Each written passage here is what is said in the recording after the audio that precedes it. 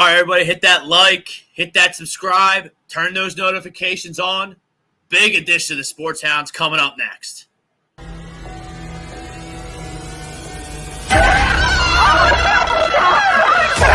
Let's go!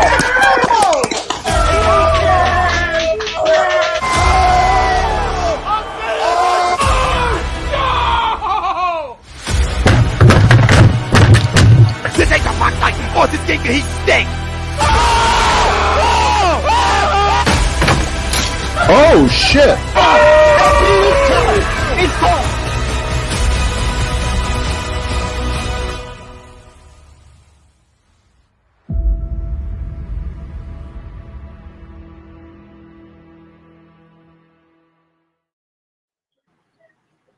All right, everybody, it's Monday night. Sports Hounds are live exclusively on A2DRadio.com. He's Brad Ryer. I'm Rob Brinkman, Frank Vesby, and Ralphie Delavecchio behind the scenes making it all happen. Tonight, we're live on Facebook, YouTube, Instagram, Twitch, Twitter, and Periscope. If you miss anything here on A2D Radio, download us in podcast form, wherever you get your podcasts, Spreaker, Spotify, Google Play, iHeartRadio, iTunes. Get us everywhere. Take over talk. Great time to be a sports fan. The boys are buzzing in the NHL playoffs. Rangers are up 1-0. Washington's up 1-0, which is kind of the shocker of the first round. The Penguins up 2-1 on your Rangers, Brad. Is that right? They're down 2-1. Now Pittsburgh thinks they scored on a power play, but the puck never. You can't see the puck ever in the net. So now they're crying about it because they're reviewing it. Let me get on your wavelength here. We got baseball. Joel Embiid robbed yet again of the MVP. We'll get into that. Sixers get 2 big wins at home with the Beast back in the lineup. Got to think momentum has swung in that. We'll talk about that. A lot of baseball. We're about a month into baseball. Blink, we're about a month into baseball. So, can you tell the whole story of baseball? No, but you can certainly tell some stuff. And we'll get to our poll question. Our poll question tonight, just like each and every week, brought to you by ARIA Public Adjustings. Do you have damage to your home or property? We may be able to help. Don't fight your homeowner's insurance alone. Contact ARIA Public Adjusting. Each and every week, the Sports Hounds are brought to you by Off Campus down on the boardwalk between 10th and 11th Street. We do the ramp booth down there. Me and Johnny Coyle, we were out in Vegas for the draft, which was a wild time. NFL schedule comes out next week. So we're going to be planning our road trips, primetime games. You know, a lot of stuff goes into the NFL. It's an absolute juggernaut. One game that was leaked already. So the Bills and the Titans are going to play on the 7:15 game of Monday Night Football. I forget if they still do a doubleheader, but that's going to be one of them. That's a good game. And then week 2 Monday Night Football, our Eagles, Brad, are going to be taking on the Minnesota Vikings at the Link. So some leakage already on the NFL schedule front. That all comes out Thursday. We're rock solid on Thursday night with football. So check out Marcus with Pro Fan Talk. And then the boys on Birds of a Feather, they come on right after Marcus. So I give up with this NHL officiating. You could never even see the puck in the net, and they just gave Crosby a goal. The puck was never in the fucking net, and they just gave them a goal. What a joke the NHL is. This is a disgrace. Where's the puck? Where's the puck? Do you see the Looking puck? at There's it no right fucking now. puck there. Wow, so we got the Bucks and the Celtics on as well. So it's 1-1 Pittsburgh. We had some NHL. We had a coach firing. Once again, the NHL is cheating for the Pittsburgh Penguins, just like they did in Game 1, which the Rangers rightfully won, but they had goal disallowed. So it's pretty apparent Bettman is still giving blowjobs to Sidney Crosby. So it's going to be very hard for them to win the series as this continues. Just a disgrace. Absolute disgrace. Let's get into some baseball. We'll keep track of these hockey games. We're going to talk about Barry Trotz as well. Will be a topic of conversation as well. Getting fired by the Islanders today. Might be a fit here in Philly. Might not be here. We'll get into it later. But our poll question brought to you by Specialized Physical Therapy. He's our doc. Make him yours too. 2 convenient locations, Burlington and Cherry Hill. Specialized Physical Therapy. There it is right there. Your boy, Brad, Joe Giradi. Joe Girardi will make it through the season as Phillies manager. Obviously, Thursday night, Cinco de Mayo, I'm at the bar. I'm doing some shots of Patron. We're up 7-1 on the arch rival Mets. And I blink my eye, go to the bathroom. Then it's 7-3. Then it's 7-4. Then it's 8-7, and the Phillies lose. So, and then we get to the press conference afterwards, and Joe Girardi just wants to talk about how his baseball team played 8 great innings of baseball. You know, I mean, that's not how it works, Joe. You got to play 9 innings, especially when you got a 6-run lead against a team that you're borderline buried by because you split a doubleheader yesterday. You're, 6-7 games back already? I mean, it's May 9th, so, like, it's not panic time yet, but I just don't understand. So my answer is no. This guy is not going to make it through the season. I'm totally done with this guy. He has no fire. He has no fight. He can't identify with talented players. His X and O's in his lineup stink. He can't get anything out of Rhys Hoskins. He can't get anything out of the shortstop position. I got to give him credit for Bohm a little bit because he's turned into a 300 hitter, which is awesome. He solidified the 2-hole, but center field is a black hole. Well, is that really his fault? Yeah, Brett, how is that Joe Girardi's fault? But what am I supposed to do? Bryce Harper's here for the next 10 years. JT Realmuto signed up. Kyle Schwarber signed up. Is your pitching any good? Starting pitching has been good. Yes, I would say it's good. Now, a couple guys have COVID right now, Zach Wheeler and Zach Eflin. They have COVID. That's why you're in a scramble mode for the doubleheader yesterday. Eflin's supposed to start. He can't, so you got to do a bullpen game, and they're just throwing batting practice to Pete Alonso. He's hitting the ball to downtown Center City all day long, so you lose the second game. You win the first game. You beat Scherzer. That's good, but Brett, I'm not into this manager. I'm not in, like, this guy, we talk about all the time, Brad, that no, it's a skill set. I was not a big fan. But it's a skill set to be able to manage or coach or even play in the Northeast Corridor. We're loud, angry, grumpy sports fans. Passionate. There's really no discernible. I see no passion in Joe Girardi. I see no passion in that clubhouse. You're not that well. The clubhouse maybe, but I can't agree with you about Girardi. Girardi, I think the problem with Girardi is that he's way too uptight, and he makes the players uptight. I think that's part of the problem. Is that what happened in New York? Huh? So what happened in New York? Because from afar, Brad, we have the Yankees. You know, they're going to ALCSs, they're winning divisions, they're making playoffs, and then all of a sudden your manager's out. So people from the outside are like, that's weird. What's going on? Then we sign up Joe Girardi. Everyone's excited because everyone hated Gabe, and Gabe was never going to work here. I know he's doing well out in San Francisco, but that hippie stoner mentality that he has was never going to work in the Northeast Corridor. He should have never been hired because of that. It was never going to work. Nobody's going to tolerate him here in this area or. So what happens? So Joe Girardi gets fired in New York. Why? Well, I think a lot of it was because Joe Girardi did not want to be Brian Cashman's puppet. Okay, Joe Girardi wanted to make his own lineups. He wanted to bring in the pitchers he wanted to bring in, and the hell with what Cashman told him. So, I think that's a lot of it. Joe Girardi also was very good handling the bullpen in New York. That was something he did do. Now, there were some things he didn't do which drove us nuts, like he would never bunt, ever. He disregarded the stolen base, and he had guys like Brett Gardner on the team and several other fast runners whom he always put the red light on. And for what reason, I don't know. You know, that's anybody's guess. Joe Girardi missed the playoffs several times with the Yankees.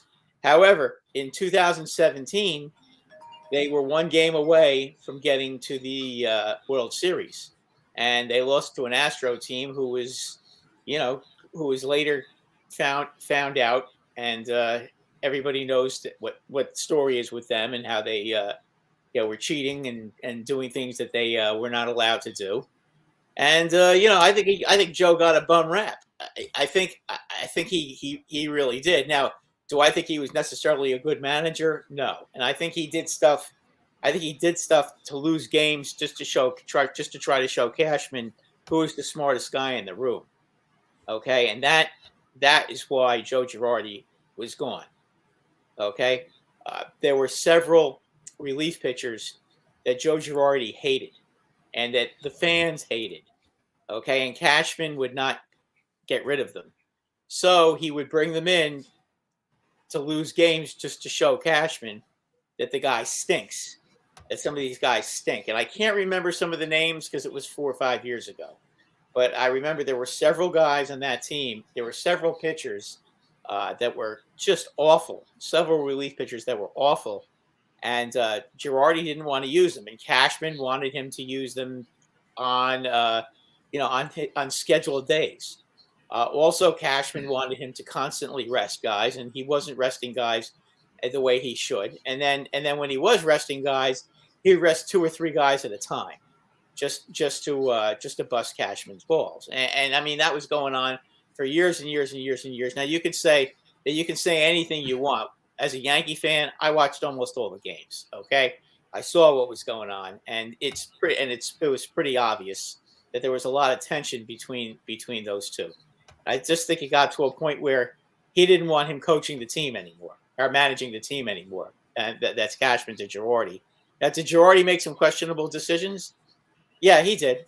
He did. I mean, and you could blame him for a lot of stuff. I mean, the worst one was when the ball hit Cashman, hit Gary Sanchez's bat on a hit by pitch in Cleveland, and then it. They called it. They didn't call it. They called it a. No. Wait a minute. It hit his hand, and they said it was. It hit the bat, and they called a strike on it. And Cashman wanted Girardi to get a review, and Girardi wouldn't get a review. And Sanchez wanted him to get a review, and he wouldn't get a review. And the replays proved that what Girardi did was wrong. That had a lot to do with it as well. But that team went and they had all their guys that were really young. Okay, when they had just brought up Judge, Sanchez, they just brought him, he was in his second year. They had a lot of guys who were, very young players, and they were led by Severino as well. And Sonny Gray was pitching well that particular year, and they got as far as they could get. And nobody expected them to beat Cleveland. If you remember that year, Cleveland had a great team. Yeah, they had Lindor and Ramirez, and I mean, they were loaded. That team was absolutely loaded. It was 2018, right? Right. And they won that playoff round, and they pushed the Astros, who were heavy favorites, to 7 games. So I thought it was unfair that he got fired after that. And I'm not crazy I don't like Boone at all. As you know, I am not a fan of Aaron Boone. I think the Yankees win in spite of him. But as far as Girardi managing the Phillies, there's a few things at play here. First of all, the Phillies defense is atrocious. And I was watching the Met feed because it was on it was on Sports Mix, so I was able to watch the Met feed yesterday because Amazon stole the Yankee game yesterday, the second game, so you couldn't watch it. So the Met announcers just kept saying that, as much as Philly fans probably can't stand Roman Quinn, they almost have to put up with him because they have to have a center fielder who can make up for the awful outfield play of Nick Castellanos and Schwarber. So that's part of the problem that they have. I mean, that's a little bit of an out-of-town comment because Schwarber's actually better. That. Schwarber's he's better than I thought he was going to be in left field. I thought Schwarber was just going to be this lumbering lumberjack, just like 3 feet to my left, 3 feet to my right kind of a guy. He's a butcher. He's not great, but he's better than I thought he was going to be. Nick Castellanos, if someone could get a hold of him and teach him how to take better routes to the baseball, that would help him tremendously. But he's never been a good outfielder. I mean, that's been going on his whole career. We're boxed in because of Bryce's elbow. Bryce can't throw the baseball right now. So Well, then he has to DH. So he has to DH. He can't throw the ball from right field to anywhere. He says it's too sore, but he can swing the bat, which thank God for that because he's doing it. His average is down, but all his other numbers are there. So I have no doubt that his average is going to get there. And then Hoskins just seems to have regressed steadily from his rookie year. And I mean, I understand, once everybody knows where his holes are in his swing, that they can work on that. But it just seems to me that they're not getting enough out of Hoskins now. I don't know if it's a situation where they're going to end up trading him. I don't know. I mean, it's hard to really understand. I think he may need to change the scenery, to be honest with you. And the Phillies could do a lot worse than Hoskins at first base, no doubt. But it just doesn't seem like he's improved over the years. It just feels like, I don't think he's ever even hit 260, has he? He's what he is. He's a role player. If he's not drawing walks and getting on base, he's kind of useless. And you need more out of first base. And he can't field. So, I mean, I don't know what you do. I don't know what you do with Rhys Hoskins because you're boxed in to Bryce DHing until he's healthier. And Bohm, you can't take his bat out of the lineup, which, by the way, if you're going to hit 320, I'll sacrifice him. He's going to be in the lineup if that's the case. And then shortstop's a black hole because you start Camargo at first base in game 1 yesterday. Stott's back up because Didi's on the disabled list, which it looks like Didi's kind of shot. Didi since he went to Philadelphia seems like he had one decent year and then he fell off the cliff last year. But this guy's perfectly set up to be the scapegoat of a bad start, of a bad first half. If you get to June 1st, mid-June, and this team's scuffling with the talent they have, because I do think that there's talent on this baseball team. I think the pitching stats are inflated because of a couple bad bullpen outings. Obviously, Thursday night being the main culprit of that. But Kyle Gibson's been pretty good. Wheeler's starting to turn it around. Nola's been kind of good. Wheeler looked real good in his last start. And now he has COVID. And Eflin has COVID. He'll probably, hopefully for Wheeler, he'll be able to pitch this week, at some point this week, and it won't be a long stay. I mean, I have the schedule right here. I mean, you got 3 in Seattle, so you play a doubleheader yesterday against the Mets. You get on a plane, you got to play at 9:40 tonight in Seattle for 3. Then you're going to Los Angeles for 4.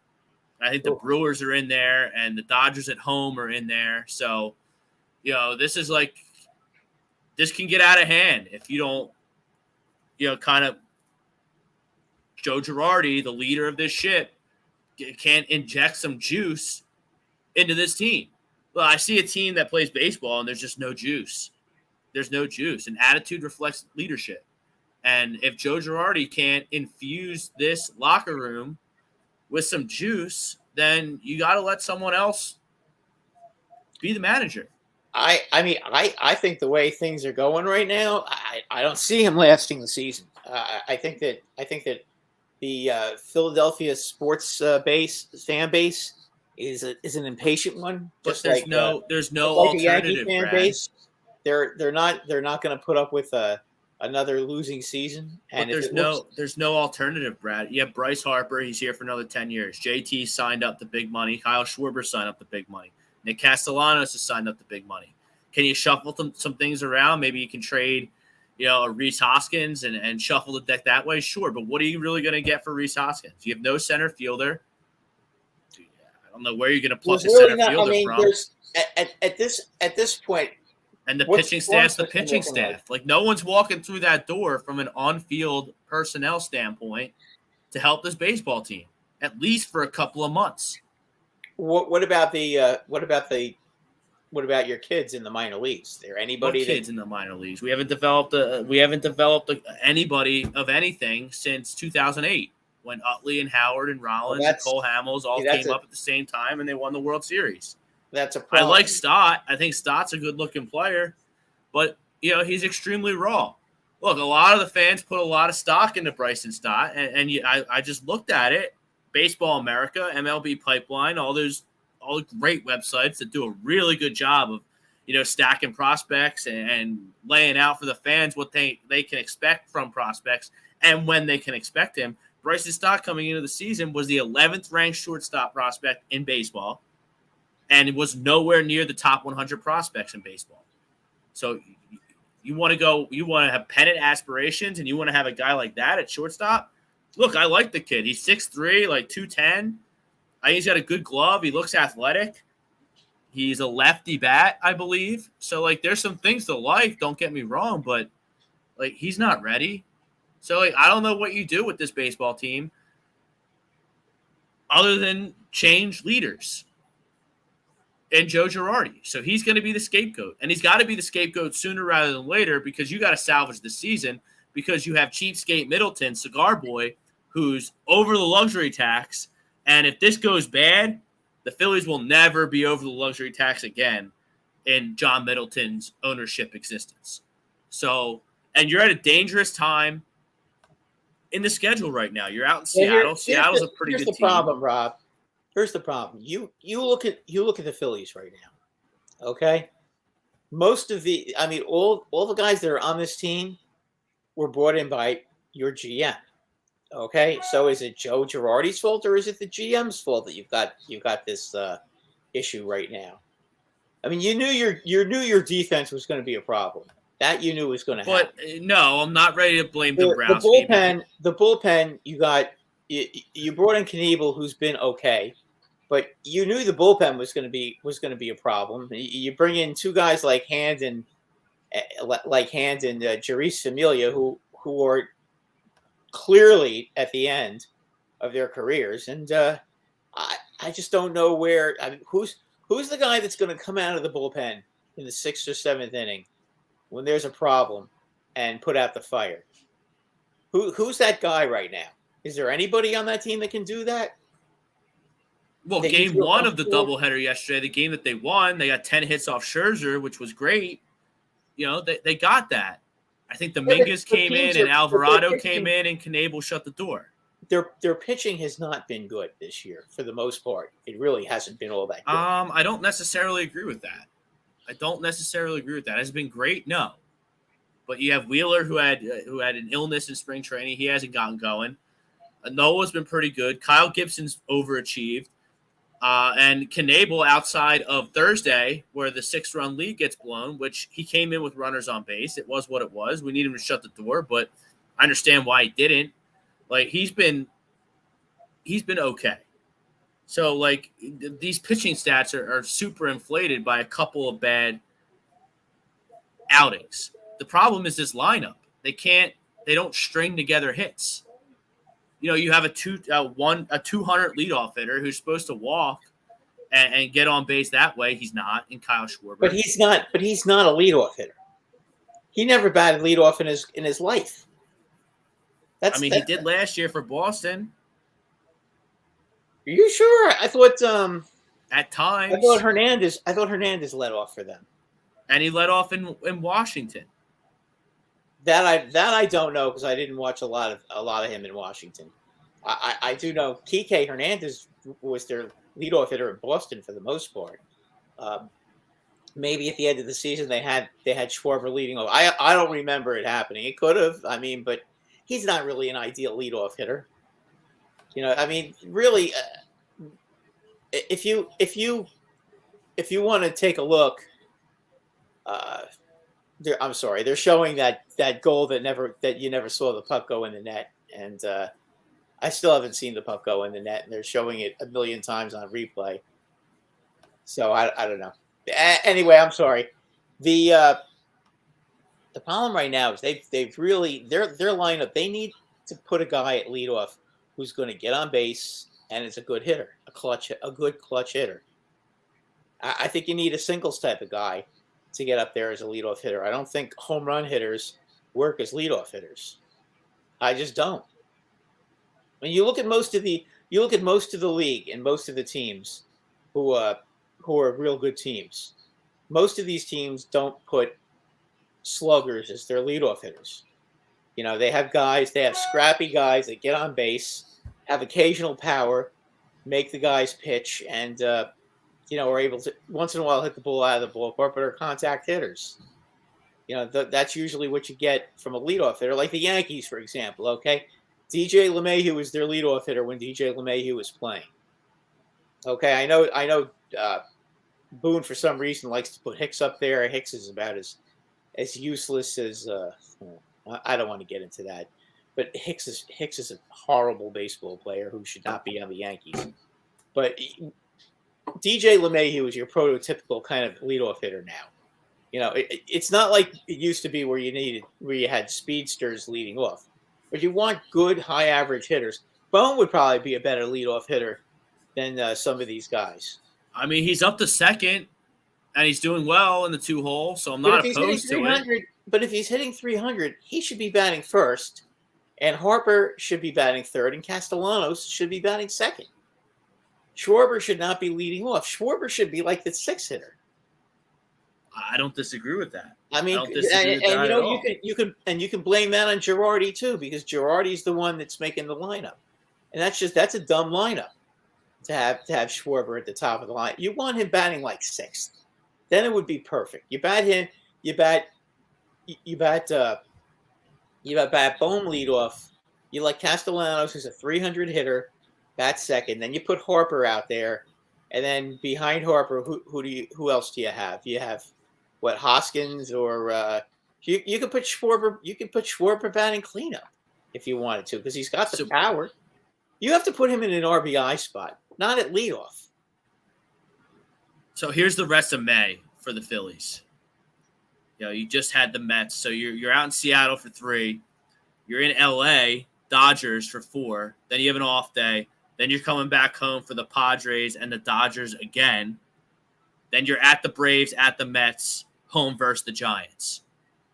That's a brutal schedule. So this is not going to be easy for the Philadelphia Phillies. And they got to figure something out. They got to figure out a leadoff hitter, and they got to figure out how to get some juice into this team, because there's no reason why a team with this much thunder and this much talent should be just, moping around here on May 9th.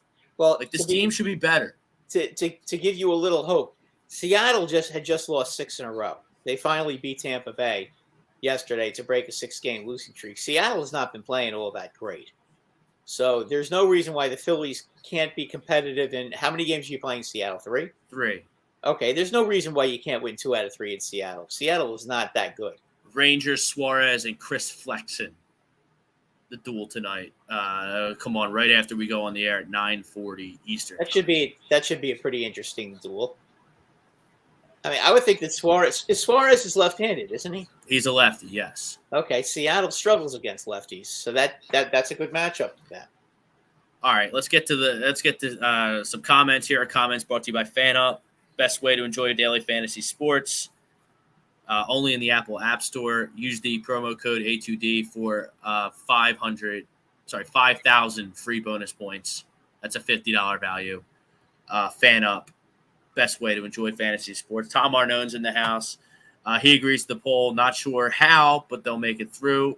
Frank Prale, checking us out on Facebook all the way from Cookeville, Tennessee. Thanks for checking us out, Frank. Make sure you hit that like, turn those notifications on. Don't miss anything here on A2D Radio. Rob Povey is in the house. Pete Evans, he'll be on Thursday night, breaking down schedule for all the teams. He disagrees with the poll, so he thinks Girardi is going to make it through the season. Look, you're going to have to do something at some point. Like, you can't go 162 games playing average baseball with the amount of money you spent, the expectations this team had. And no, they've got to listen. They've got to be. Something's going to have to give. They've got to win it. They've got to start. They have to get close. I mean, look, you can say what you want about the Mets. The Mets are playing well right now, and the Mets have very good pitching. And God forbid if they get DeGrom back, they're really going to be a very tough team to beat if he comes back. They're definitely hitting the ball a lot better than we thought, and they may be a dangerous team in that division. We'll see. We'll see if they can stay healthy, because it always seems like with the Mets, the shoe always they're always waiting for the shoe to drop. So we'll see about the Mets. But right now, on paper, the way they're playing and the way their pitching staff looks, That's a good pitching staff. Oh, it's very good. I mean, they got Mad Max who's doing his thing. Bassett's been unbelievable. He dazzled yesterday in game 2. And Cookie Carrasco is back and really better than ever. And he's pitching well, and McGill's been pitching well too for them. McGill has been good as well. And then you have DeGrom looming. Chance Billets, check us out on YouTube. Right on, Brink. I assume that's in reference to my Reese Hoskins comment. I think I called him useless. I called a lot of people useless at the top of the show. So, I mean, you're looking at a first base. Look, you can't have a useless first baseman in the National League. You can't. He doesn't hit for power. He doesn't hit for average. He's not getting on base. So, like, what is he? And Girardi wants to hit him at the top of the lineup.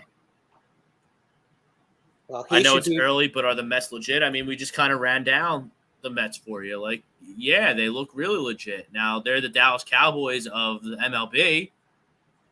They always seem to do this and look unstoppable and unbeatable. And then come September, they're crying the blues. So we'll see what the rest of the season holds for the Mets. But will they stay healthy? That's really the that's really the question, because if they can't stay healthy, then that always seems to be the issue with them. I mean, Pete Alonso looks fantastic. Lindor probably got robbed. I forget if it was game 1 or game 2, but he probably got robbed of a home run because it was so windy at Citizens Bank Park. He had a rock at the left field that ended up going off the fence. Any other day, I think it would have been a home run. Starling Marte has been as advertised, which why he's not on the Phillies, I'll never understand. But be that as it may, what's done is done. He's on the Mets and he's killing it. They have. Escobar I feel like I'm missing. I feel like I'm missing guys too on the Eduardo Mets. Escobar. He's a Escobar's been good. You know, McNeil's done a nice job. McNeil has been good. Fantasy stud. Didn't even draft him. Got him off the waiver wire. He's been good. Yeah, he's been a good player for them. Do y'all still Don 19? Do y'all still believe that the Braves are the best team in the NL East? Yes. Yeah, I do, because they just got Ronald Acuna back, and it doesn't look like he even got injured the way he's playing. He's hitting 450 home runs. He's stealing bases. He's running. He's fielding. He hasn't missed a beat. No, and having him back in the lineup is huge because Duvall hasn't done anything this year. So, and the Braves are still the best team. And when they get Soroka back, which is expected to be, I believe, right before the All-Star break, they're going to be tough. From what I heard, yeah, they have another ageless. They have another ageless also wonder on the mound. Soroka's on the mound pitching now, off the mound. So he may be back a little sooner than everybody thinks. And they have Charlie Morton kind of anchoring that rotation. I mean, he's 38 years old. He's still giving him great innings. And Fried and Ken Wright. I mean, they've got guys. Kyle Wright. I mean, just another guy. Like, look at Kyle Wright. I'm sorry. They're loaded. The Braves. I mean, they're really good, and the Braves definitely can catch the Mets. And don't look now, but the NL East is much better than. First of all, Washington's way better than I expected. I thought they were going to be a doormat. They're not good, but they're not a doormat.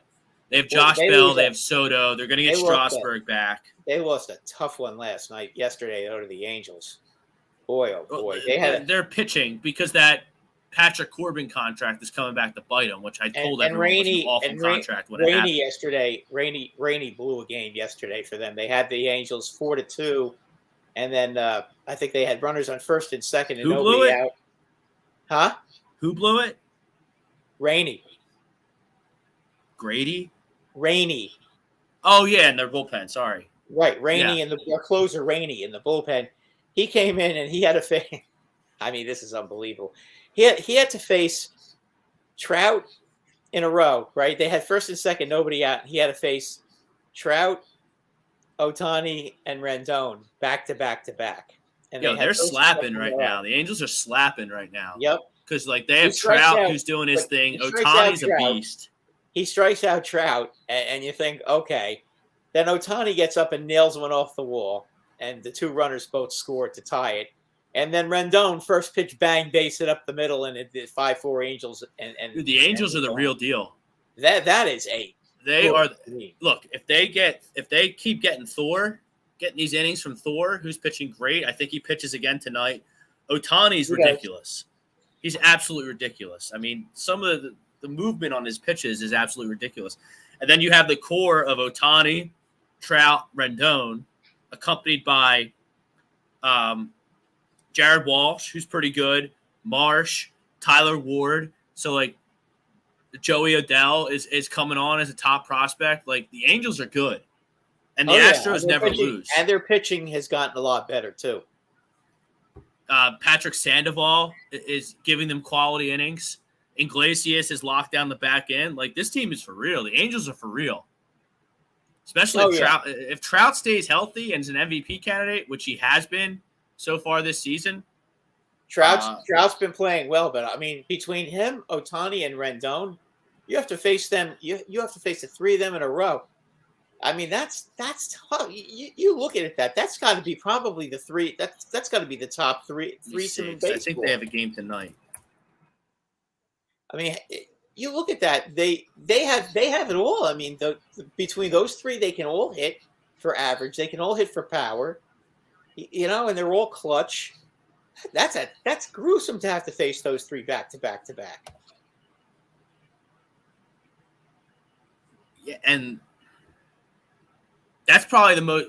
I've been impressed with them the most. They're better than Houston now. I'm convinced of that. Are you sure about that? Because Houston just rattled off 7 in a row.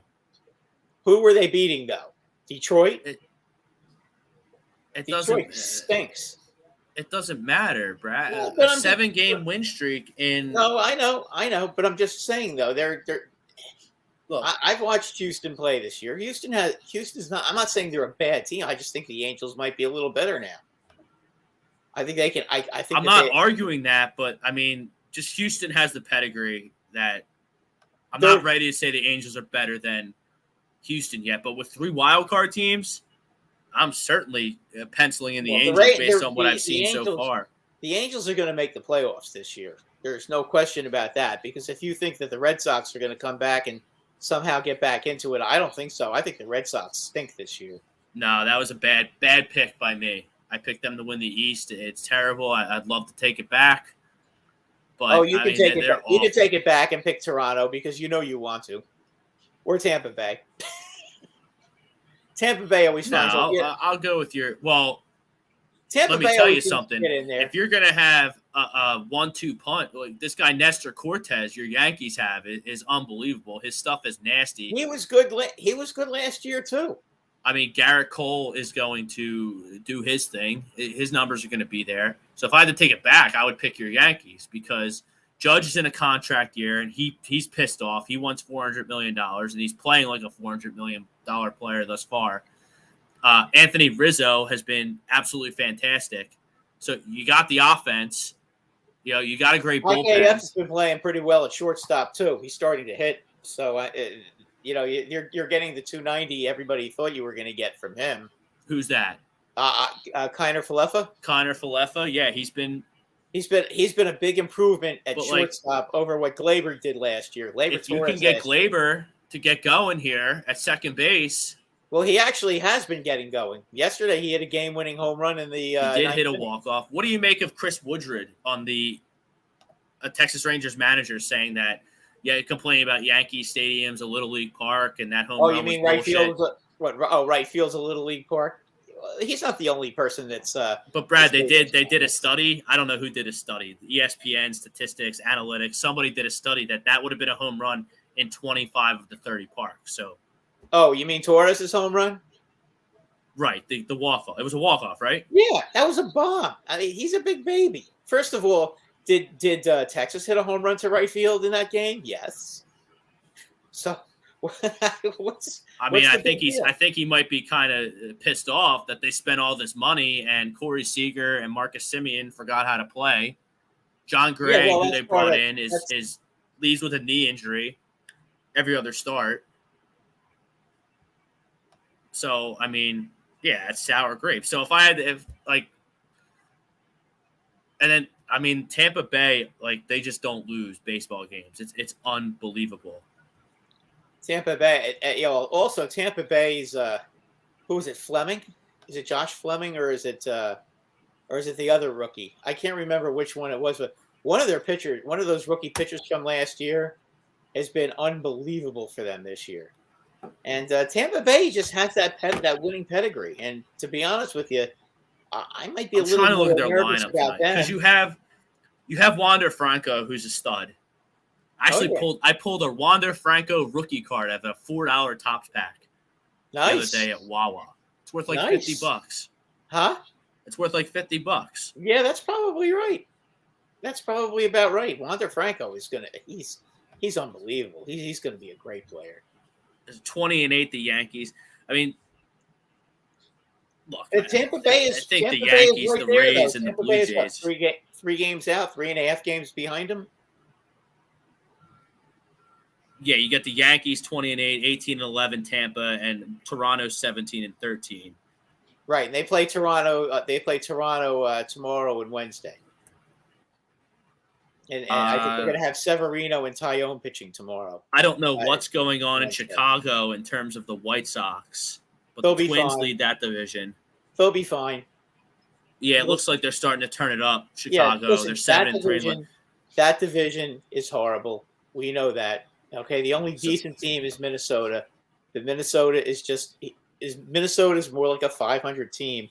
The White Sox will by the end of They're pitching. Minnesota's pitching, so I don't know about that. I'm not counting Minnesota out. Like, they've surprised me. I wanted to pick them to be a wild card team in the AL, but I was a big pussy and didn't. But Joe Ryan's a beast. Sonny Gray was a great addition. He's just coming back from injury. This guy Widener that they got off the farm to fill in has been great. Bailey Uber's been great. So there's your Rangers. Now they just scored. Your Rangers got, but we're going to get to hockey in 1 minute. But, I mean, there's going to be a really good baseball, maybe two really good baseball teams. Maybe Seattle's not good. I don't know what's going on there. 2-8 in their last 10. Yeah, Seattle's been struggling. So, like, of the Twins, the Astros, the Angels, and Toronto, one of those teams isn't going to make it. And then Eric Beck in the YouTube comments, he said the Phillies aren't careful. You know, the Phillies might be 10 games out after this stretch. This is a brutal stretch in May. And I think you dip into June here. You dip into the beginning of June, and it doesn't really get any easier. Because then you got the Angels come to town after the Giants, and then the Brewers come in. Then it gets a little easier. Then the Diamondbacks come in, the Marlins come in. Then you're going out west of the – like – oh, boy. Pittsburgh is really handing it to the Rangers now. It's 3-1. Wow. That's too quick. That's two quickies right there. 2 quickies, yep. Shesterkin fanned on one, and then the second one he had no chance. But see, this is the problem with the Rangers. The Rangers are a young team, and they're prone to these mistakes, and they've been making them in the playoffs. And, Igor Shesterkin has not been able to save them. I mean, that's ridiculous. You can't. How does a guy get that wide open? They're all standing around. Well, they let up a goal and they fell asleep, and then you can't do that in the playoffs against a veteran team like Pittsburgh because now you're down 3-1 instead of 2-1. Right, and again, they're. I mean, the defense just hung the Penguins turkey out to dry there. Well, what's happening is every time Schneider and Nemeth are out there, they're throwing out Crosby.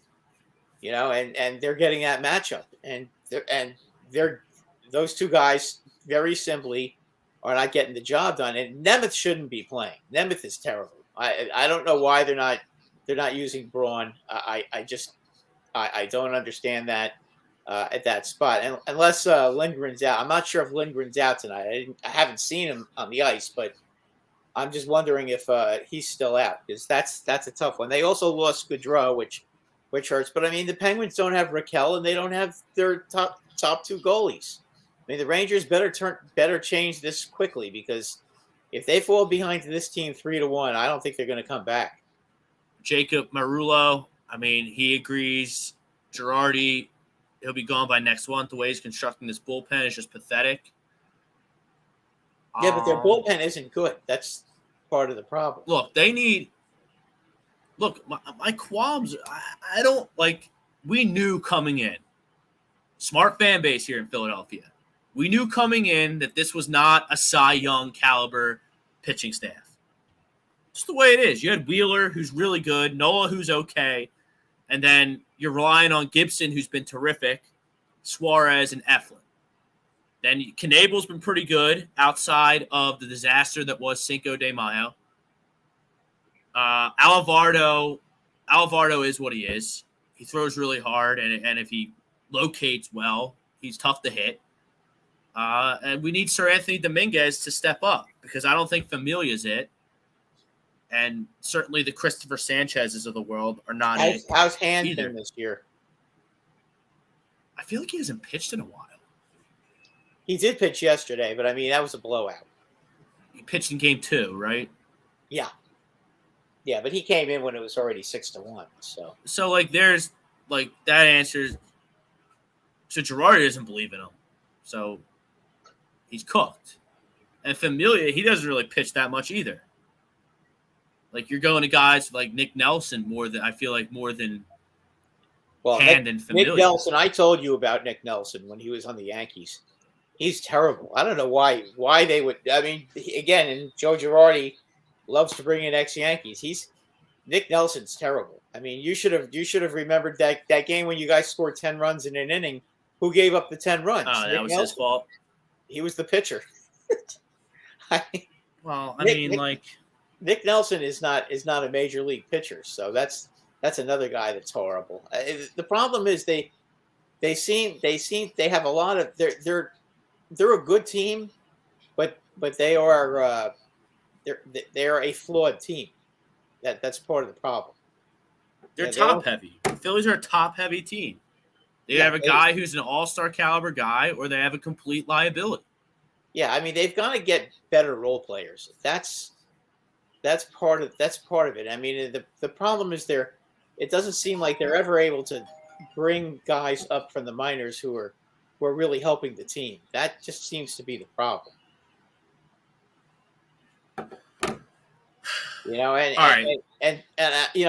to belabor the point, but you just take a look at some of these guys that they call up to be in their bullpen. It seems like none of them ever really worked out. You should at this point have guys that can go in there. They can go in there that throw hard and throw for an inning and get guys out. It's hard to understand why they have so much trouble doing that. Yeah, welcome to Phillies baseball. All right, let's move on. How long did you want him to be a reliever? Who? And it just never seemed to work out. Who? Vince Velasquez. Well, he just stinks. Well, he wasn't a starter, so I said, why not try him as a reliever? But he just stinks. He's terrible. Yeah, well, Pivetta has been downright terrible this year. He's another one. Yes, with Boston. So, I mean, I don't know. All right, Brad. It just seems like they can't seem to find a couple of really reliable guys in the bullpen in the 6th and 7th inning to keep from having this stuff happen to them all the time. Because it just seems like it continues to happen. No, it's got to be Alvarado. It's got to be Sir Anthony. It's got to be Knable closing the door in the 9th, and you need Hand to do his part as the lefty. That's the bullpen. Familia, I don't trust. Nick Nelson, I don't trust. Christopher Sanchez, I don't trust. None of these other guys I trust. Well, remember, you got your with the lead bullpen, and then you've got your second tier bullpen when you're losing. But you got to have a couple of guys in that second tier that, that can go in and just close the door for a couple of innings and give your offense a chance to get back into the game. But the Phillies have what I call Yankee-itis now. They're depending too much on the home run, and they're not getting enough. They're not scratching out enough runs. And when I say scratching out, I mean if somebody's on second base, getting a 2-out hit, with a guy on second, and getting that crucial RBI. Just seems like they're not doing that, and that's been a problem. No, they're not doing anything, and their power has been contagious. But then they just hit a bunch of solo home runs. Well, that's because they got no one at the top of the lineup that can get on base consistently. Well, that's why it's frustrating. That's why I'm saying you've got to. I think Bohm should be leading off. The guy's hitting 320. Lead him off. All right, there's Rosca. You've got guys like him and Castellanos. Have him bat first and second, and then you put Harper third behind these guys, and then you could put JT behind him, or you could put Hoskins, or you could put Schwarber. However you want to mix that up is how you do it. All right, let's move on. Let's talk some NHL playoff hockey. Boys are buzzing all over the league. We got Florida in action against Washington. What's the score now? 2-1. The Penguins are really putting it on the Rangers right now. They're up 3-1. It was almost just 4-1. Rangers got really lucky. The Rangers also hit the crossbar a couple of minutes ago too. So the Rangers got to step up. Rangers are in trouble right now. And then we got Calgary. Calgary plays later against the Dallas Stars. That's a little bit of a surprise there. Everyone kind of thought the Calgary was going to blow through Dallas. Not the case. The Stars are up 2-1. And really the Calgary's got a crucial game 4 with Dallas later tonight, 9:30, 10 o'clock. I think. Yeah, it's on right after this game. We're gonna find out what Calgary's made of. Were they good because they were in such an awful division? Or were they the real thing? And how about the Los Angeles Kings, who after winning the first game of the series against Edmonton, gets annihilated twice in a row, and then come back last night and win 4-0. Yeah, there's another team. These Western Canada teams, I don't know what it is.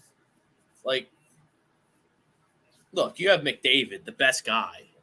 Like, ridiculous. And Draisaitl. By far the best player in the NHL. And Draisaitl might be the second best player. And Draisaitl might be his line mate. Well, I don't know what they do out there. He's not as good as Austin Matthews, but he's very close to Austin Matthews. I mean, he's a top 5 player in the league. And there's Rosca. Rosca's all jacked up with his Kings. He thinks they're going to win Game 7 versus Edmonton.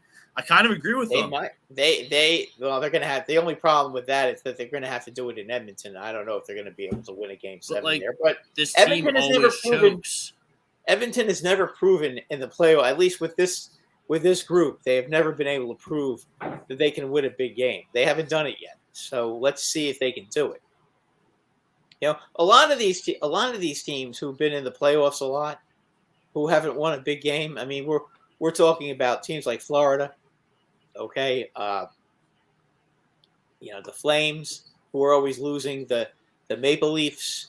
These are teams that have never figured out a way to win a big game in the playoffs. When their backs are to the wall, come back and win. Now Tampa Bay had that problem for a while, but then they got over the hump and won the Stanley Cup twice in a row.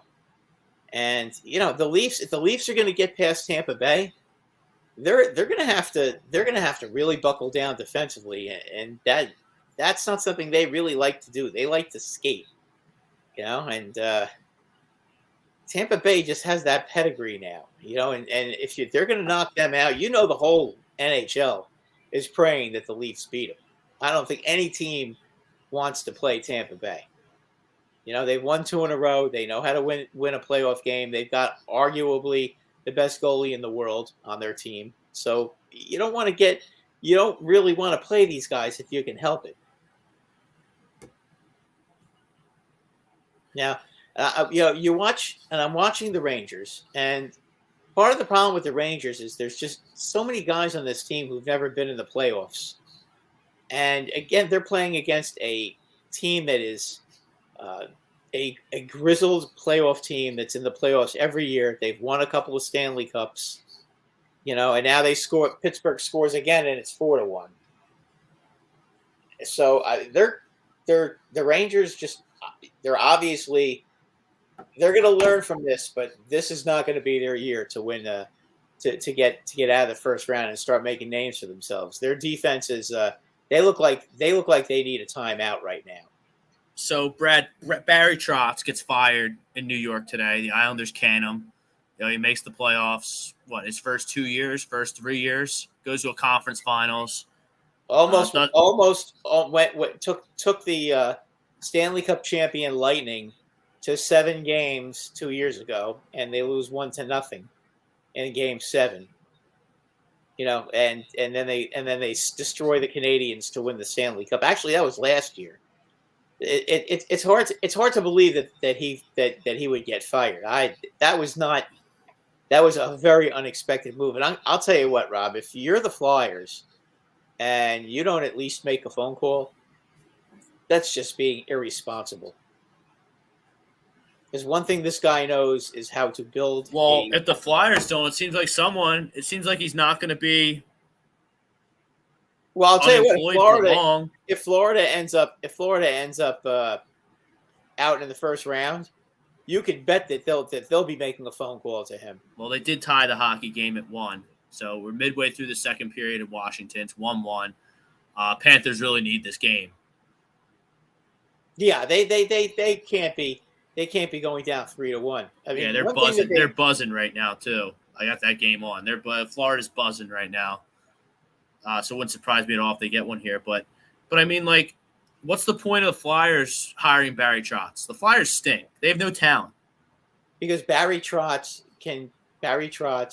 is a defensive-minded coach who will teach these guys how to play tight checking. He'll teach them how to be good in their own end. And if you're having trouble scoring, if you're offensively challenged, but you can keep the puck out of your net, then you've got something. Then you can pick up a player here, or pick up a forward here, pick up a forward there, and then get there and be the real thing. I think that's what these guys need to do. Now, if they're going to bring in Barry Trotz, they can't be totally rebuilding. They've got to keep some of their older players there and try to win. But Brad, all our older players stink. Well, Cam Atkinson didn't have a bad year. Couturier got hurt. I'm sick of Couturier. I like Kevin Hayes, but he didn't play much hockey this year. I agree with you on Cam Atkinson. I mean, past that, like, I'm sick of Konechny. I'm sick of all these young guys that I told were the greatest things since sliced bread. And they come up and they stink. They may want to move some of these young guys. I mean, I'm sick of Provorov. Well, Provorov, you're not moving. He's the best defenseman on your team, so he's not going. But he stinks. Which is why it's a problem.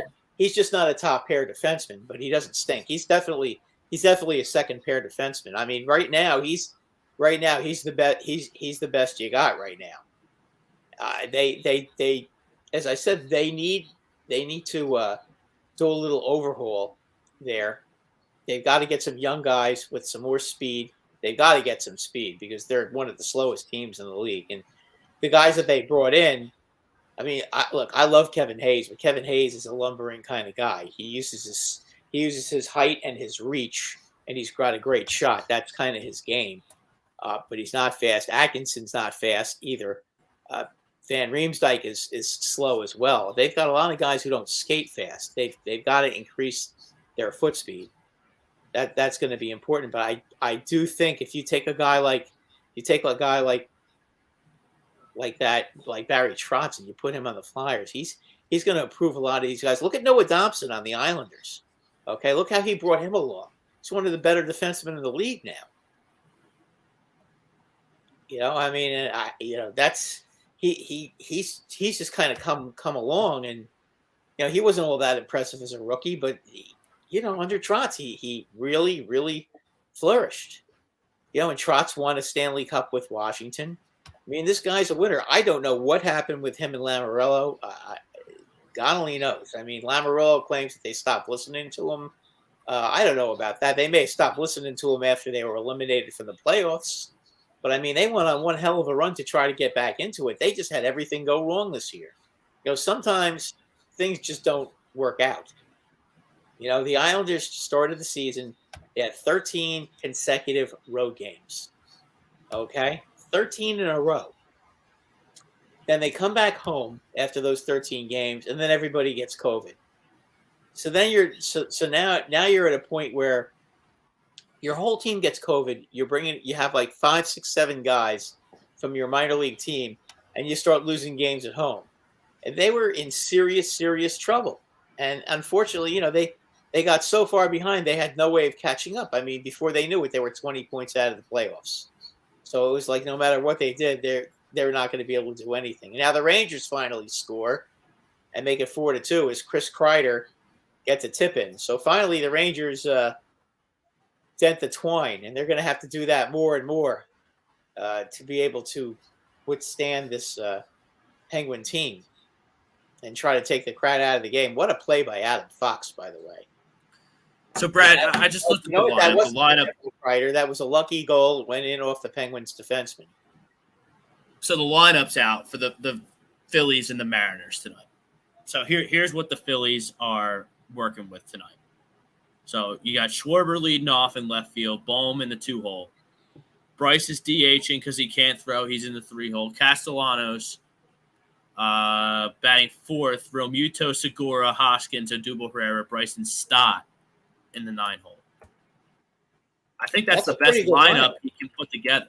That's honestly a pretty good lineup. Let's see what their numbers are. Why can't Segura lead off, though? He's not good at it. He doesn't get hits. Oh, okay. All right. I thought he was like a 260, 270, 280 hitter.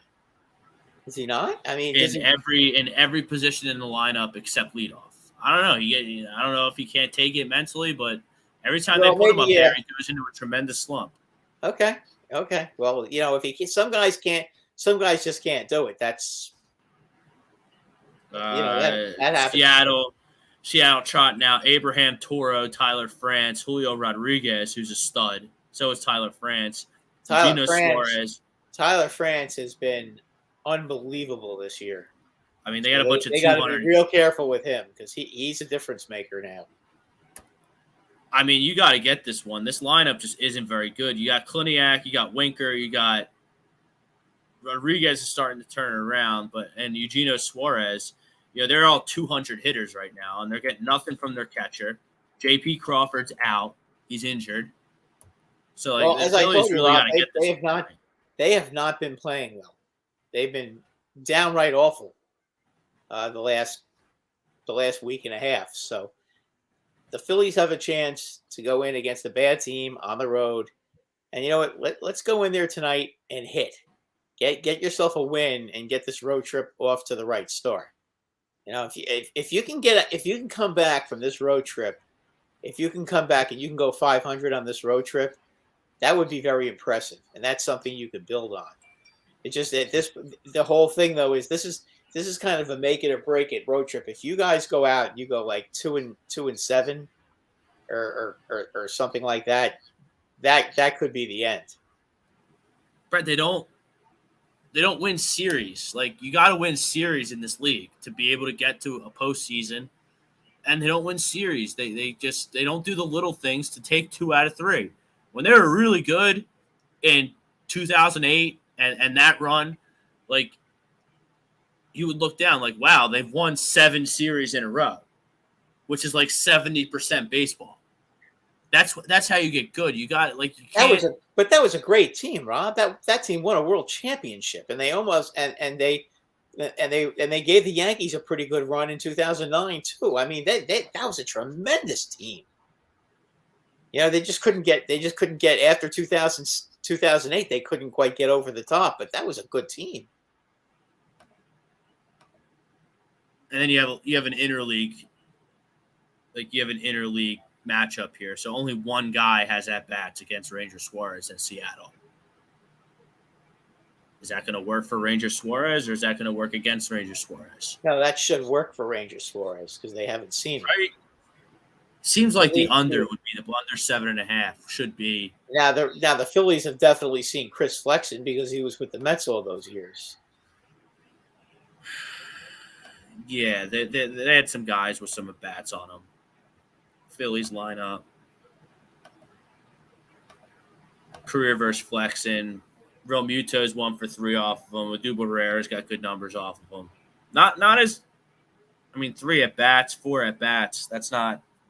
No, that's not enough to really anything to write home But at least they've seen him and they know what he throws. I don't think anybody on that team on Seattle has seen Ranger Suarez, and they play in Arizona during spring training, so you're not going to see them in spring training either.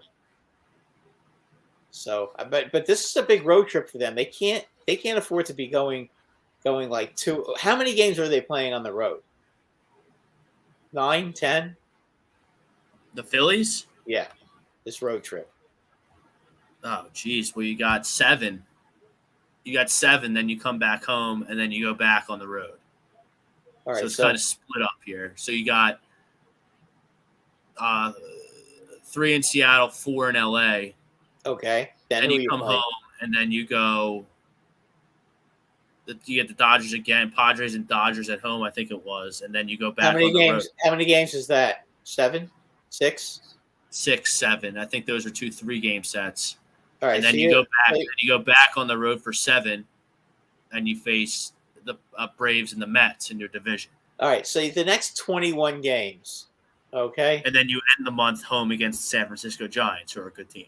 Okay, so the next 24, the next 25 games, okay, they've got to try to somehow be 14 and 11. They got to be at 500, no question. They got to be at 500 or above 500 by Memorial Day weekend. That's something that they've got to figure out a way to do. So if they have to go like 14 and 11 to do that, that's what they're going to need to do. They're going to have to win. They're going to have to go 14 and 11. Get themselves back to 500, so they can play, so they can relax, beat some good teams, and get their confidence back, and then we'll see what happens.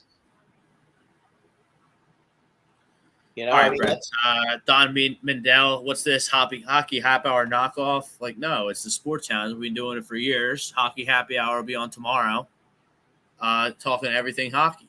Yes, and I will most likely be making an appearance tomorrow night. There you go. Show.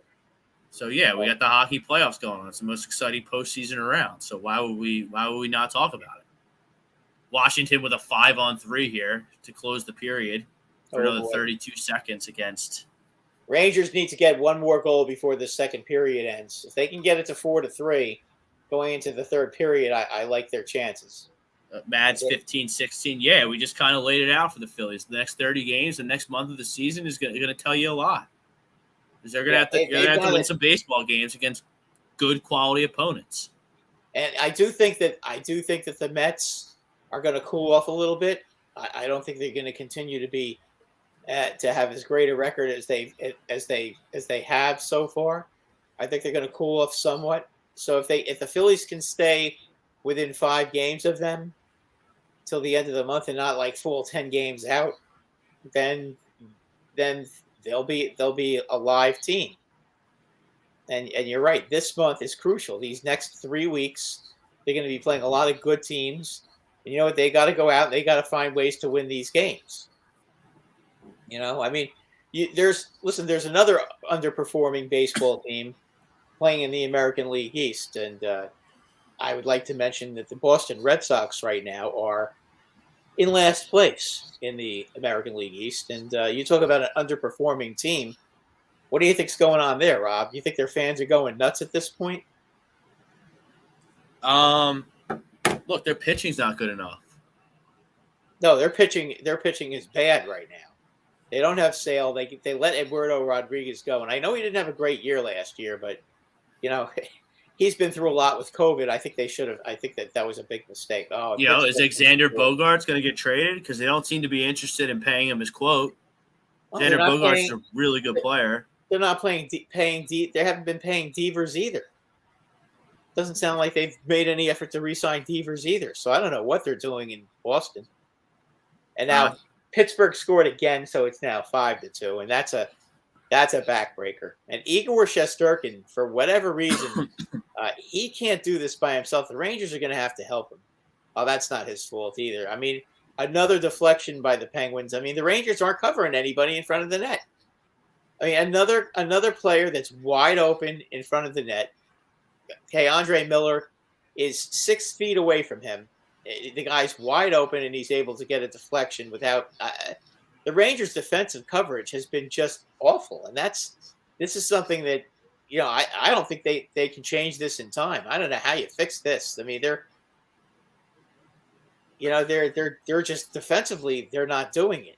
They're not. Shesterkin's been a little shaky, and the defensive coverage has been terrible.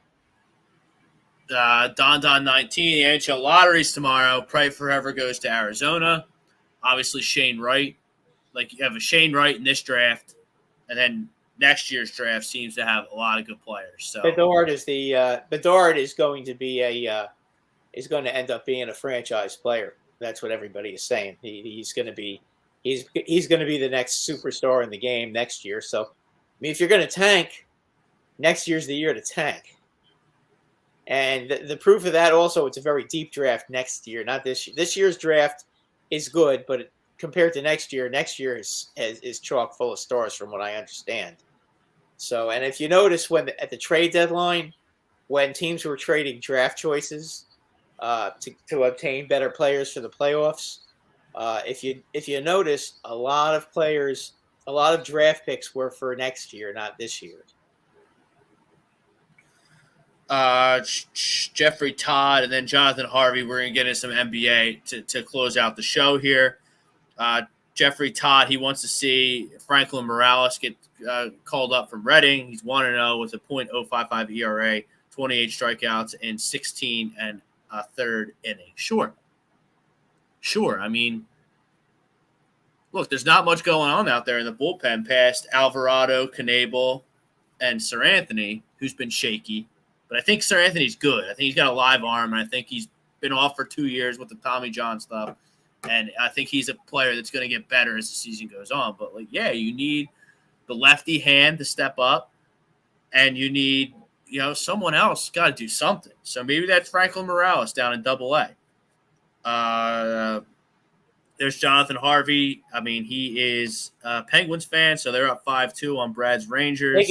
Make it 6-2. Wow, so the wheels are just coming off for New York. What is it? Are they just overwhelmed by the veteran presence of Pittsburgh? What's going on? Their defensive zone coverage is terrible. I don't know what is going on. They just been very fragile in the last couple of games. It's unbelievable how fragile this team's been. And Igor Shesterkin, I don't know what's going on with him, but there's obviously a problem here. The Rangers are not hitting anybody. And now they're having a big scrum at the end of the second period, but this should have been going on. This should have been going on way before. I mean, the Rangers are just getting skated into the ice by the Penguins right now. Dylan Ushler, check us out on Facebook. He hopes Bryson Stott can keep a roster spot. Yeah, I mean, if Didi's going to be hurt and ineffective, Stott's going to get run. Now, maybe you trade for a veteran at the trade deadline to kind of shore it up, but Stott's clearly the future of the position. And I like him. The smooth lefty swing. He looks like an athlete. So just put Stott out there every day, bat him ninth, and hope he figures it out. And you have Camargo to back him up if it goes bad again. But, I mean, I like Camargo. Camargo can play all over the infield for you. Camargo might end up playing first base a lot more if Rhys Hoskins doesn't get his Wasn't he a third baseman with Atlanta? Yeah, I mean, he's been playing shortstop with Didi hurt. He's played third when Bohm was struggling, and he played first in the game that they won yesterday against the Mets, against Scherzer. Well, why don't they try him at shortstop? He's played shortstop. Oh, okay. A lot? Kind of a lot, yeah, because Didi stinks, and now he's hurt. So, he kind of solidified when they sent Stott down to get more consistent at bats. The left side of the infield was Bohm at third, who he's hitting, but his fielding is what it is. And Camargo at short. Used to play short. Yeah, but he's at second. He's doing well at second. He's hitting, so. We're just gonna leave that alone. He's just too much of a head case to play shortstop. Gotcha. EDS Terps for Life 17. He's hollering at us. Yeah, we're having a good stream tonight. We're having some fun. We're talking hockey. We're talking baseball. We're about to talk some NBA. And then Dylan Ushler, he also had a hockey comment. Flames got to get the win tonight. As a fan, I'm worried, but used to as not getting out of the first round. It's been 7 years. So, yeah, these Western Canada teams, Edmonton and Calgary, Remember Vancouver? Like Vancouver was looking like they were going to do something. Well, Vancouver, Vancouver when they went Because down. they signed that goalie, and I was all about him. Who was that goalie they signed? Oh, the one from when they went and signed what's his name from Luongo? Was it Luongo? well, they had Luongo for a long time, but when they signed the guy from the Capitals, Yeah, Holtby.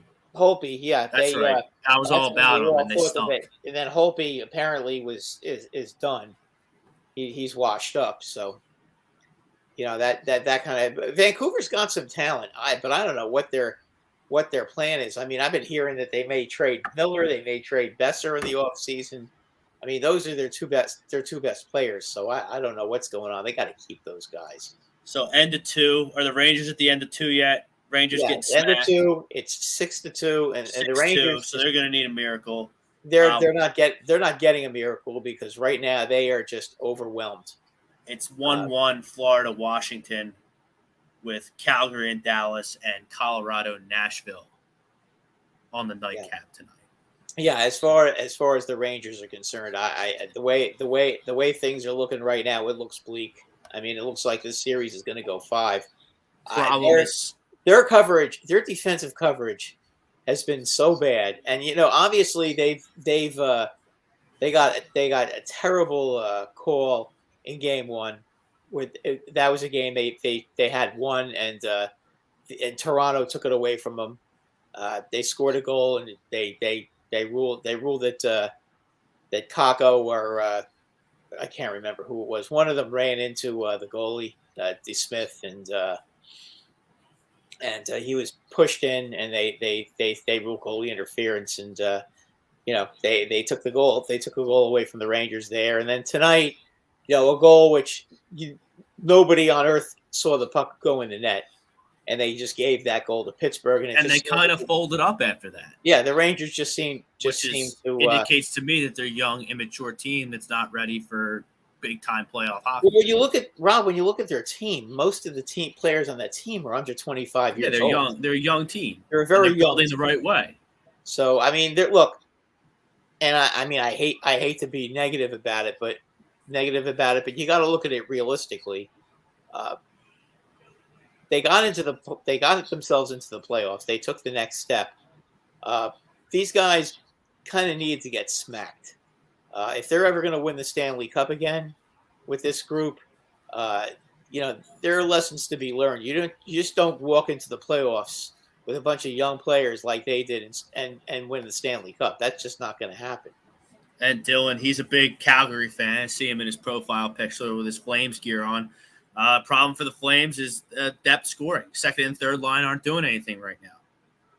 First line's doing their part. Fourth line's doing their part, but nothing in the middle is working out for the Flames.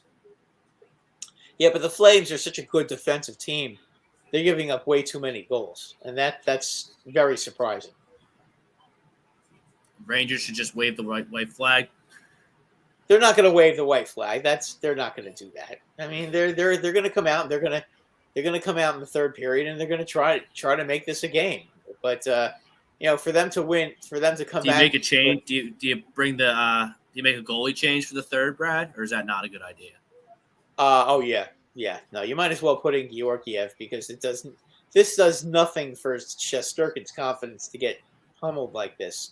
And really, I'm the only goal I could blame him on was the third one. But all the other goals, I mean, they're all deflections, and guys that are all alone in front of the net. And the Rangers' defensive zone coverage is non-existent. I'm not blaming Shesterkin for this. I'm blaming the Rangers' defense and their forwards. Their forwards are not coming back. They're not paying attention to their assignments. And again, this is just the sign of a very immature young team. And unfortunately, that's what they are for the most part. You look at some of their defensemen on their team. Actually, most of their defensemen on their team are, Adam Fox is 24, Keandre Miller is 21, Braden Schneider is 20. So Ryan Lindgren, who I don't think is who is I haven't even seen him out there, so I don't even know if he's playing. He's 23, 24 as well. It's a very young team, and then their forwards, their kid line, nobody's over 22. I think Heedle is 22, Lafreniere is 20, and who's the Kako is 21. I mean, these are a bunch of kids. And Yeah, they're playing. Lafreniere scored tonight. Yes, he did. He ripped the water bottle goal right past. I guess it's Jerry in there tonight, right? No. Louis Domingue is in there still. Okay. But the problem is the Rangers are getting overwhelmed, and they're basically the Crosby line with Malkin and Getzel. They're not able to cover them. And Jake Getzel is now at 5 goals in this series. I mean, it's crazy, but I mean, you take a look at the one rush. Okay, it was a 2-on when Getzel scored the 5th goal. It was a 2-on-0.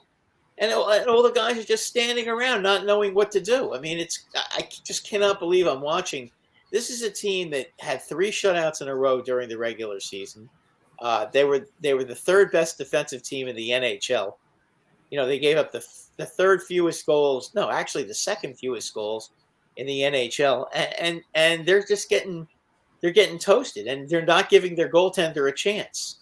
And as good as Igor Shesterkin is, he needs help. He can't stop these guys by himself, and that's what's happening. And you can't allow A++ chances over and over and over again.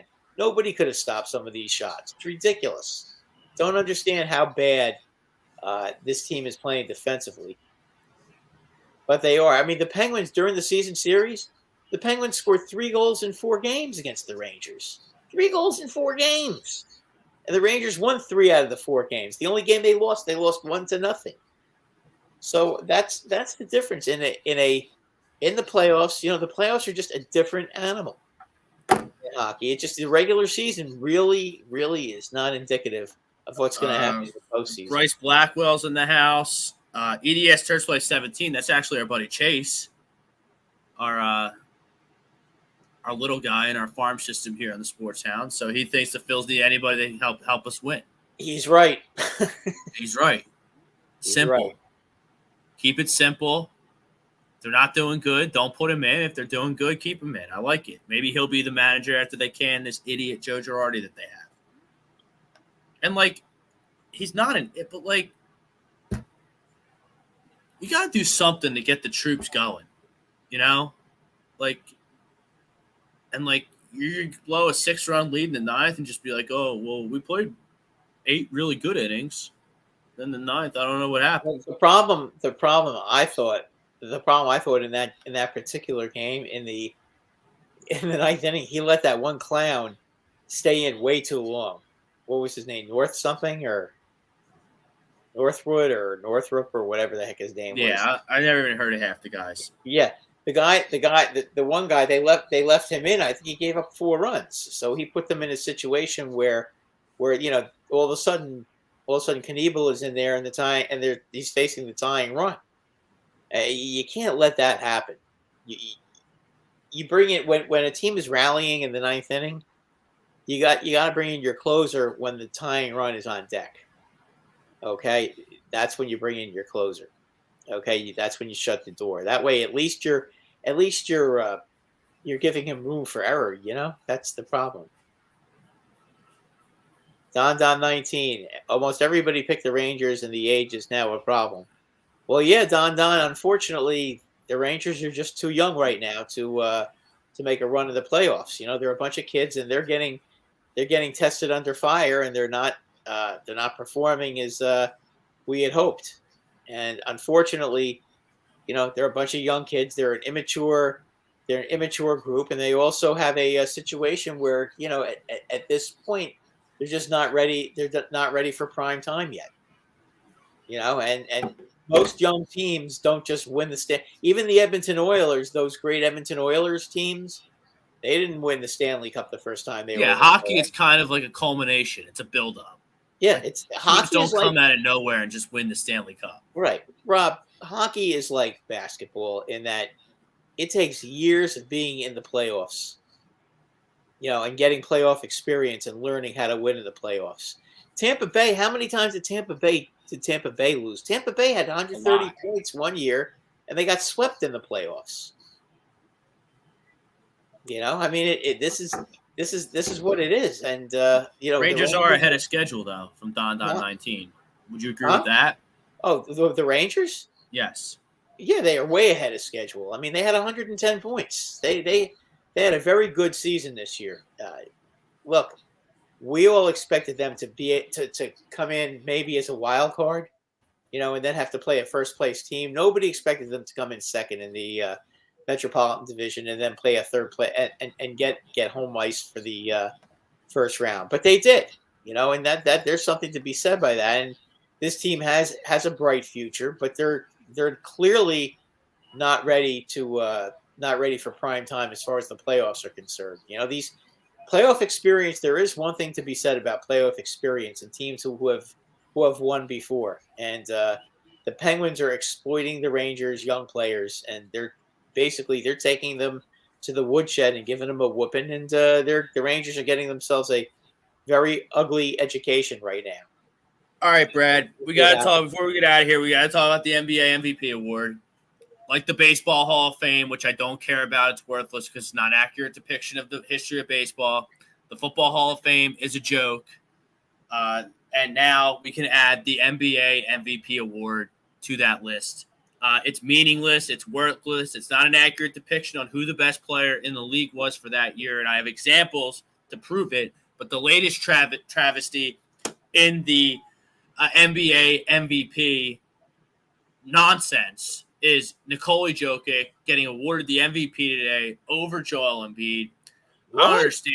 I didn't hear that. Are you serious? Yeah. So Jokic's the MVP. He's a back-to-back winner. Look, I don't understand. I don't understand. Sounds a little racist. Look, you have Joel Embiid on the Sixers in a strong East. That's just Rob. That's just being racist that they did that. I mean, what possible excuse can they have for putting him in? Joel Embiid is the best player in the NBA this year. He's good. He's got good stats. I'll give him Jokic. He's a good player. He's got good stats. But he's not. I look at Joel Embiid. Let's take stats out of it for a second, Brad. Right?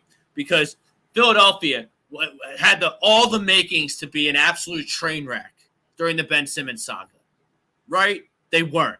They were the number 2 seed, number 1 seed, number 3 seed throughout the Ben Simmons fiasco in an Eastern Conference that was much stronger than the Western Conference.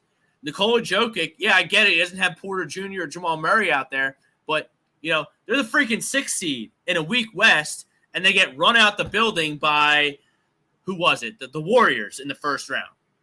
All right? So now you look at the history of the MVP award. It's meaningless. It's worthless. I don't care about it. Brad, we'll go from your era. David Cones in 1972, 1973, he gets the MVP over Kareem Abdul-Jabbar. Oh, Cowens, you mean, from Boston? Cowens, yeah. Kareem that Abdul-Jabbar. Was a joke. That was a joke too, and I just think it's a racist thing, Rob. So Kareem Abdul-Jabbar that season had 30 points, 16 rebounds, and 5 assists, and he loses the MVP award to a guy that averages 20 and 16. Listen, 20 and 16, good stats. 30, 16, and 5. You don't give Kareem Abdul-Jabbar the MVP award? It's a joke. Abdul-Jabbar, I mean, Dave Cowens couldn't shine his shoes. Kareem Abdul-Jabbar was an all-time great. He had an unstoppable sky hook shot. When he got the ball inside, he had a hook. He had a hook shot, and nobody could stop him. Nobody. The only way he could get stopped is if when he was getting the ball and starting to make his move, a guard could slap the ball away before he got the ball into his right hand to make that hook shot. Then remember 2010 when Derrick Rose won? Complete joke. LeBron should have won. LeBron 26, 7, and 7. Rose, a good season, 25, 7, and 4. Right? LeBron. There's a lot of examples. Listen, I don't know what's going on with that. As I said, I think it's a white-black thing. I just don't think they want to. I think they gave it to Jokic because they like him better. About 2005 when Steve Nash won the MVP award over Kobe Bryant. What a joke that was. Steve Nash, 18 and 10, shoots 44% from three-point. Pretty good. I'll give him that. But Kobe Bryant averages 35 points a game, 5 rebounds, 5 assists for the Lakers. And they give it to Steve Nash? Excuse me? And they always use this excuse that, we don't want to water down the MVP by giving it to the same guy every year. Okay, but you give it to Jokic 2 years in a row. That's the stupidest thing that I've ever heard. Whoever's the best player should be win. Listen, Rob, I understand being annoyed about MVPs. I'm still annoyed that Aaron Judge wasn't the MVP in 2018 when he had 52 home runs. Okay, and basically they gave it to a guy who the only thing he did better than Aaron Judge was he had a better batting average. So listen to this supporting cast. Like, the Suns were loaded in 05. This is when they had Sean Marion and Barkley, probably, right? Or was that before Barkley? No, they had Marion. They had Amari in his prime. Like, they just had all kinds of guys. They were a loaded team. Here's what Kobe Bryant had to work with in 2005, where he averaged 35, 5, and 5. His supporting cast was Lamar Odom, Smush Parker, Kwame Brown, Chris Mim, Devin George, Luke Walton, Brian Cook, and Sasa Vujicic. The only player who's even relevant in terms of a sports radio conversation in being any semblance of a player qualified to play with Kobe Bryant is Lamar Odom. And he was a role player. Good role player, but a role player. Yeah, who are the other guys on that team? Who are the other guys? Because there was one other guy you mentioned that was a very good player. How about 96, 97, Brad? Even Michael Jordan is not above to the MVP, diminished MVP award fiasco. Karl Malone gets it in 96, 97. Like, good year, 27, 9, and 4. But, Jordan had more points and 5 rebounds, 4 assists. And I believe this was the season that Scottie Pippen missed all this time. So there's another where they got it wrong again. I mean, look, Iverson won it. They have Iverson on this list, which I'll never talk shit on Allen Iverson and the bums that he took to the 2001 finals. But, Shaq, he had better numbers. Shaq had better numbers. Shaq was a better player than Allen Iverson in the year 2000. You could argue that Allen Iverson was the more valuable player, but, Shaq's got 28, 12, and almost 3 blocks. 3 blocks, where Iverson won the scoring title with 31 points, 4 assists, rounded up to 5 assists, and he did have 3 steals, which is pretty unbelievable. Average 3 steals a game in the NBA. I mean, look, I can almost understand that because you know what? That's probably the worst one. But Allen Iverson was not the best player in the NBA that year. Shaq was. Yeah, but I can understand. I can understand why they gave it to him because he basically had nobody on his team, and Shaq did have some help. He had a lot of help. Yeah, he had a lot of help. I mean, that was a good team. That was when he was still with Orlando, right? I mean, no, he was with the Lakers. Oh, he was with the Lakers. He went with the Lakers in 96, 97, I think. Okay, because I was going to say the team he had in Orlando. I mean, he had Nick Anderson and he had he had Penny Hardaway. I mean, he had some good players in Orlando. I mean, Kobe Bryant in 2007, 2008, he shouldn't have won. LeBron should have won. 38 and 8 for LeBron that year. Like, you give it to Bryant. Well, you give it to Bryant because you fucked him out of the award in 2005, so you make up for it by snubbing Chris Paul, who I hate, and I don't care that he got snubbed, and LeBron in 2007. I'm getting some abuse about the Rangers. I mean, that's all right. I'm getting texts as we go. Rangers suck. Blah blah blah blah blah. Let me just round out this list, and we'll close it with some basketball talk about the MVP, mostly right now. That's I don't understand that. Derrick Rose won in 2011, but I mean, Raska, he shouldn't have. He shouldn't have. It wasn't the best player. Wasn't the best player. Where's the 2011 race here?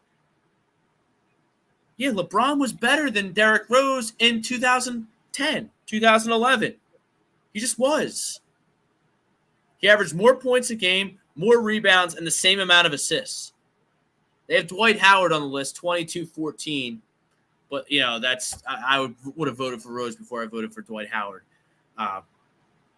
in that instance. But LeBron should have won the MVP that year. Like, It's just the way it is. Well, Don 19 was probably the only logic I can think of. LeBron at that point was the best player in the league. I don't know why every year they didn't give it to him. And then Don, because of James Harden, why? James Harden's been here for a cup of coffee. What about all the time before James Harden that Joel Embiid is leading this basketball team to number 2 seed in the superior conference, while Ben Simmons is sitting on his ass being a pussy, playing video games and buying NFTs? Forget about that. That doesn't matter. You're not wrong about Joe that. held the team together until he got reinforcements of James Harden, and Maxey developed into what he is right now. And now Tobias is figuring out how to play with the big three, those 3 guys. And the Sixers are dangerous, which leads me in. The Heat are in trouble. The Heat are in trouble because Joel Embiid coming back and being effective, and the way he affects a game, is just merely his presence on the field, on the court, is Rob. He immense. does the golden thing that a superstar does. Okay, he makes the players around him better, and that is all you need to know about Joel Embiid. It's not just the 30 some odd points a game that he scores. It's not the zillion rebounds he gets. The fact is, everybody on the team plays better when Joel Embiid is out there. Look at James Harden. All of a sudden, James Harden is starts to hit his shots again. I mean, the whole team. I mean, they won. The Heat won those 2 games at home, but they should have won easily. James Harden was terrific last night. Well, those 2 games were both battles. They had to really push very hard to win those games. But like, Brad, what do we talk about here in the NBA? Like, it's about talent, it's about superstars, and it's about now the Heat aren't very talented. They just aren't. 8 of their 12 players are undrafted free agents. 8. They play very well as a team. Right, and Spoelstra's the best. I mean, when I saw that, 8 of their 12 guys are. They have outstanding chemistry. But if you're looking at just that's not what wins talent, though. Philly has more talent. A lot more talent. Yeah, a lot more talent. And again, they have the best player in the league on their team. And now he's back and he's playing. And he doesn't have to score 30 points a game in the playoffs for them to win. But look at the difference in the roster, in the starting lineup, when you have Joel Embiid in there as opposed to Paul Reed, who stinks, and DeAndre Jordan, who shouldn't be in the NBA at all. The difference in that is immense. Yeah, it is, and it's not just that, Rob. All the other guys feed off of him. Okay, when he's out there, they have to guard him. Okay, they have to account for him all over the court. And they have 2 guys on him, Brad. I don't know if you noticed last night. Right. If you watched the game, they have 2 guys on him at all times. So if you're a double team hit, you're going to let Maxey, Tobias, or Harden run free. You're going to get torched. And James Harden was terrific last night. As long as they're making their shots at a reasonable rate. I mean, the first game, what were they, like 6 for 35 or something like that? They didn't hit a shot. They couldn't hit the broadside of a barn. Yeah, they were cold, and whether Embiid played or not, maybe they would have won, maybe they wouldn't have won. But you know what? The bottom line is, I guarantee you, their shots would have been better had that not happened. And I'll tell you what, I'm watching Alexander Georgiev now in the game, and he's making some pretty darn good saves right now. So you might see a goalie change for the Rangers next game. I mean, they have nothing to lose. If they're down 3-1, something different has to happen. So maybe they do that. But getting back to the Sixers. Yeah, I like the Sixers at 6. That's what I picked at the beginning of the series. I think they're a superior team talent-wise. And I think that Joe's going for 50 tomorrow night. Not being the MVP. He doesn't have to do that, though. Yeah, but he is. Okay. Well, he might. Listen, if he does, he does. But they don't need him to do that to win. As I said, just his presence out there alone is all you need to know. And that's really all it boils down to. We got a game going on right now. This Boston-Milwaukee series has been awesome. Milwaukee's up 6 right now. 4 minutes to go in the third quarter. Like, What's I don't going think on? the Sixers. What's going on in that series right now? Who's ahead? Milwaukee leads the series 2-1. Right? Okay. Can the Sixers beat? The question is, can the Sixers beat Milwaukee? I don't think so. Yeah, that's going to be the question because Milwaukee can somewhat match up Embiid with the Greek Freak. I mean, he won't listen. They won't stop each other, but they have a guy who. But Milwaukee has a guy that's going to draw. That's going to need the Sixers to pay a lot of attention to, which opens it up for their guys too. No, I will not. We do a graphic with all of our predictions. Like, if it is Sixers Bucks, like, I'm picking the Bucks. Like, I gotta tell the people the truth. Like, I don't think the Sixers are as good as Milwaukee. I just don't. They have championship pedigree. Listen, they'd have trouble with the Celtics too. Yeah, but I think the Sixers are more talented than Boston. Boston is really missing their starting center, Robert Williams. He's not playing again tonight, and that is just been a killer for him. So, like, if they do, the Boston does sneak by Milwaukee, which I don't think they will. I think Milwaukee's a better basketball team, and they don't have Robert Williams. Like, that's a huge advantage for the Sixers. But the Celtics have outstanding perimeter defense. Like, you have a guy like Marcus Smart, checking up on Maxey and Harden, and we've seen Harden's kind of shrunk when he gets challenged, and Maxey's young, so I don't know how he'll respond to a tough physical team like Boston. I don't know. I really wouldn't favor the Sixers over either of these teams. I really wouldn't. It'd be a tough series for them to play either one. I think that they would have I think it's more favorable if they're going to play Boston. If they play Boston, I think they have a better chance of beating Boston. But you have Brown and Tatum are stars, and you're just chock full of role players. Al Horford's good, apparently. But, I mean, Robert Williams, that would be – well, defensively, they're really good. All right, last thing before we get out of here. Don19 wants to know who we got, Suns or Mavs. That series is tied 2-2. Chris Suns Paul, are going to figure out a way to win that series. Yeah, my boy Chris Paul yesterday lays an egg. Surprise, surprise. He scores 5 points in the basketball game. I can't stand Chris Paul, so I'm rooting for the Mavs big time. I love Luka. Look, the Mavs they have a good team. They do. They have a good team. Dinwiddie's good.